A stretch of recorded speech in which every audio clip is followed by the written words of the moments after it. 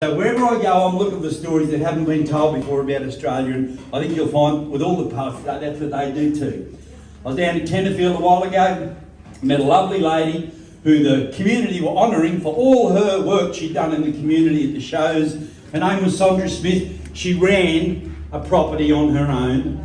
She was one of those amazing volunteers, and she had a wicked sense of humour, and I had to write this for her.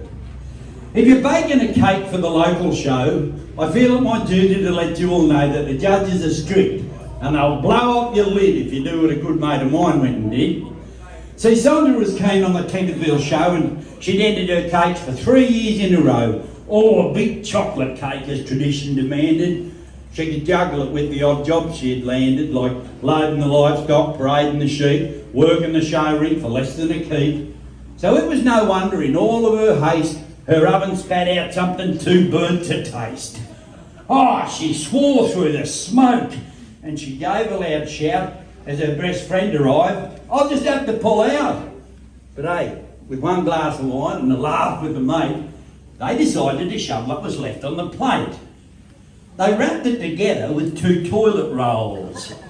Then they wet it and iced it and plugged up the holes. No one will notice they agreed with a grin. Oh, what a beauty, the judge said when booking it in. Sandra then frowned as she managed to say, look, love, I'll pick up this cake at the end of the day. It's not to be sold. That judge couldn't care, and when Sandra returned, the fake cake wasn't there. She tried not to panic, but Sandra knew with her name on the tag, things would turn into gloom. If folks cottoned on that banner for life, and the purchaser was the show president's wife. But it was too late, the info was right. The boss and his wife were hobnobbing tonight with pollies and sponsors with fine wine and steak, and her contribution, a toilet roll cake. Sandra didn't sleep well, she cooked up a lie, but sometimes luck comes when you don't even try. For she heard from her mate the next day on the phone, the president's wife passed it off as her own. She doctored the tag, and she proudly announced how she'd baked it up special. Well, that joke had bounced. Before they could say, what a marvellous job, they're all stuffing toilet rolls into their gob. Oh, they had a good chew for the president's sake. How delightful, they said, as they spat out the cake. But she ate a whole piece to prove it was fine and washed it on down with a bottle of wine. And I'm guessing it tasted like old humble pie.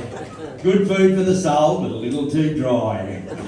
And when she saw Sandra, she whispered, you fake. But only one smiled at the toilet roll cake. Thank you. We're going to keep this moving fast today. We're going to attempt to do a show.